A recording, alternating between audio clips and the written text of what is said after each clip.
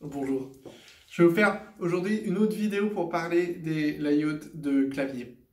Euh, alors, j'ai été bafoué dans les commentaires. On a dit que j'étais de mauvaise foi.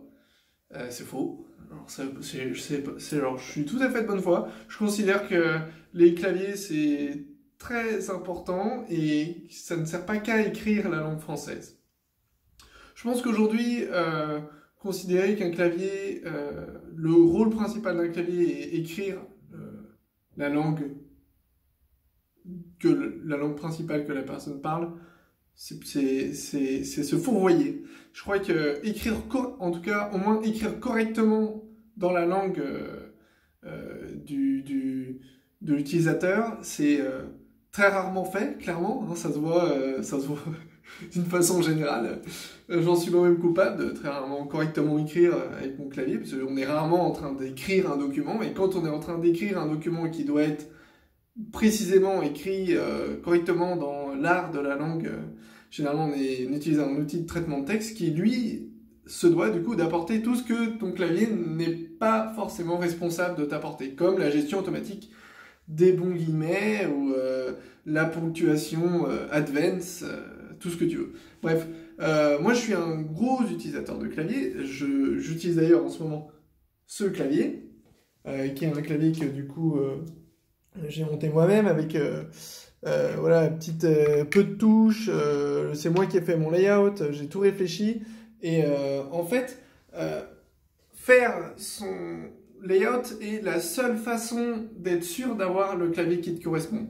Donc c'est-à-dire que moi je pars du principe que un power user, quelqu'un qui veut la solution parfaite, ou en tout cas la solution optimale pour son besoin, est conscient qu'il aura besoin de la faire lui-même. Elle ne peut pas exister pour lui. Moi par exemple, mon besoin, enfin quand j'ai fait mon clavier, j'ai réfléchi aux habitudes que j'avais déjà, à la compatibilité avec le monde extérieur, parce que si tu fais un truc entièrement différent comme les layouts type Bepo ou Dvorak, bah, dès que tu veux faire un raccourci clavier, enfin voilà, il y a beaucoup d'adaptations à faire parce que aucun logiciel n'a pris en compte que tu allais avoir ce layout là, donc forcément il y a des choses qui se passent pas toujours comme prévu, des raccourcis qui deviennent impossibles à faire, ou voilà, des manipulations qui deviennent complexes. Parce que oui, parce qu'en fait, utiliser un clavier, c'est pas que entrer du texte. En fait, c'est même. Enfin, plus tu es un power user, moins tu rentres du texte avec ton clavier et plus tu fais des raccourcis pour faire des choses. Après, on n'est pas tous des power users, mais même l'utilisateur euh, moyen, ce qu'il fait la plupart du temps, c'est répondre à des emails, peut-être poster quelques commentaires. Il n'a pas besoin d'un truc spécialement évolué pour développer son. De toute façon, l'utilisateur moyen de plus en plus va utiliser un téléphone, donc n'a encore pas vraiment de contraintes matérielles qu'a le clavier, qui va de plus en plus devenir un outil pour les power users et de moins en moins un outil pour le commun des mortels, parce que, comme je le dis, ça va être sur le téléphone avec le clavier visuel du téléphone qui est purement logiciel. Voilà, donc c'est pas vraiment un problème. Donc du coup, le clavier répond à quel besoin? Le clavier répond à ceux qui utilisent un ordinateur et qui veulent l'utiliser de façon efficace. Et pour ça, quelles sont les difficultés en fait qu'on a si on doit améliorer le clavier AZERTY? Quels sont pour moi les gros problèmes du défaut AZERTY, qui sont clairement pas ceux de rentrer du texte en tant que professionnel, mais enfin texte français de façon euh, correcte par rapport à la langue française, ce qui certes est chiant, mais est très simple à corriger si jamais c'est ton besoin. Tu peux installer un layout custom, ça existe déjà, il y en a plein. Pas besoin de faire un clavier spécial pour, pas besoin de... Parce qu'en fait, je me coupe, hein, mais le truc, je pense, qui n'est pas suffisamment considéré par cette nouvelle norme AZERTY, c'est le coût qu'elle a. Le coût de changer la norme AZERTY, c'est de rajouter de la complexité, parce qu'on rajoute un nouveau clavier, on rajoute encore une énième norme, qui du coup, je pense que pour justifier d'exister, doit apporter un gain suffisant comparé voilà, au fait de rajouter cette complexité. Et cette complexité, elle n'est pas à sous-estimer, parce qu'elle est pour tous les personnes qui vont créer des logiciels, de devoir gérer que potentiellement ce ne sera pas les touches au même endroit. Certains caractères seront accessible du coup facilement ou difficilement et qu'on peut plus trop compter dessus en fonction de quel type de clavier ils vont avoir. C'est un des gros problèmes de l'AZERTY actuellement, c'est que 99% des personnes qui font des logiciels utilisent des claviers QWERTY, sont même généralement américains, et du coup les pensent pour les claviers QWERTY. Donc si tu as un clavier qui est majoritairement similaire au clavier QWERTY, tu es compatible par définition en fait. Tu n'as pas besoin de t'adapter parce que tu es automatiquement adapté, parce que ça a été pensé pour quelque chose qui correspond à ce que tu utilises. Et ça pour moi ça aurait été un gain conséquent. C'est pour ça que j'ai proposé d'utiliser le QWERTY dans ma vidéo, parce que pour moi, là, ok, on rajoute certes un coût qui est toutes les personnes qui ont l'habitude d'utiliser l'AZERTY vont devoir se réhabituer à ce nouveau clavier qui est QWERTY. Donc il y a certes un coût. Tu dis dans ton... Enfin, du coup, je m'adresse à un commentaire en particulier dans la vidéo. Donc il est dit dans le commentaire, genre, ouais, le QWERTY, ça a été pensé pour ralentir la frappe.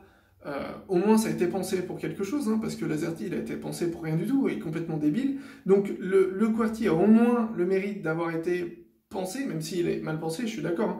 Mais disons que la disposition de layout n'est pas vraiment importante en fait. Enfin genre, le fait d'avoir une disposition de layout optimisée n'apporte pas assez par rapport à justifier de faire réapprendre à toute la population comment utiliser un layout. Surtout si ce layout est marginal, voire extrêmement marginal. Parce que du coup, tu as des problèmes de compatibilité qui sont énormes et du coup qui rajoutent une complexité qui ne va pas se réduire avec le temps pour tout le monde. Pour juste potentiellement un gain que seuls les power users vont voir, qui eux seraient déjà capables de se mettre leur propre layout, si jamais c'est leur besoin. Donc ça veut dire qu'aujourd'hui, utiliser un Bepo, se faire son propre clavier, c'est possible, ça n'a jamais été aussi simple que ça ne l'est. Moi, mon clavier il est entièrement open source, il est reprogrammable en C, je fais ce que je veux dedans, il y a des outils, tu as une page web sur laquelle tu peux mettre les touches que tu veux, c'est genre ultra simple à utiliser. C'était pas possible, enfin c'était possible, c'était ultra complexe, c'est de plus en plus accessible si tu as envie de mettre les mains dedans, de le faire. Donc du coup, l'intérêt d'imposer à tout le monde quelque chose, je pense, doit se faire dans l'intérêt commun avec à l'esprit l'utilisateur lambda. Et l'utilisateur lambda d'un clavier, lui proposer un clavier qui va être de base beaucoup plus compatible avec tout le monde, mieux fonctionner, sans qu'il ait à se prendre la tête, c'est un vrai gain. Qu'aujourd'hui, le nouvel AZERTY va juste rajouter un peu de complexité pour lui apporter la possibilité d'un peu mieux écrire français, chose que je doute qu'il fasse dans les commentaires de ma chaîne YouTube. Donc moi, ça ne me concerne pas. Quoi d'autre? Non, c'est globalement ça en fait. C'est vraiment que le clavier n'est pas fait que pour écrire du français. Moi, j'ai dû adapter mon clavier pour programmer, pour écrire anglais, parce que j'ai écrit beaucoup anglais. Il y a beaucoup de personnes qui parlent plusieurs langues. Si on a un clavier qui est forcément adapté, qui est spécialement adapté à une langue, il va pas être spécialement pour l'autre. Si jamais tu veux faire des choses un peu complexes avec un objet qui a des contraintes physiques, il y a un moment où tu es obligé, si tu n'es pas dans une norme, tu es obligé de toi-même personnaliser les choses. Donc là, on peut dire, ok, avec cette nouvelle norme, ils ont essayé de faire quelque chose qui va être plus efficace pour la plupart de l'entrée de texte, mais ils l'ont testé pour de l'entrée de texte, et genre, en vrai, l'entrée de texte, enfin, genre, c'est pas tant que ça ce qu'on fait sur un clavier, quoi. Et avoir un clavier où les raccourcis clavier marchent mal, on s'en rend pas compte avec l'AZERTY parce qu'on a l'habitude d'un truc qui marche mal. Mais quand tu as un clavier QWERTY, il y a tout d'un coup plein de raccourcis qui ont du sens, qui sont vraiment simples à retenir parce que les deux touches elles sont à côté. Donc je prends un exemple à la con, mais tu es dans ton logiciel de montage vidéo et tu as un raccourci pour avancer dans la timeline ou revenir dans la timeline. Tu vois, je suis un développeur, je suis un monteur.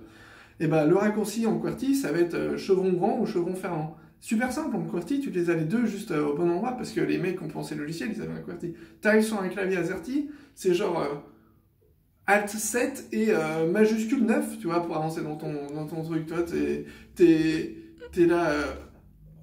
tu te dis, mais pourquoi les gars ont mis des raccourcis aussi pourris? Tu vois, parce qu'ils l'ont fait pour un clavier QWERTY. Et en fait, il y a plein de trucs qui sont comme ça. Et en fait, je pense que il y a à accepter que le but principal d'un clavier, c'est effectivement rentrer du texte, mais du texte pour les logiciels, pour les ordinateurs.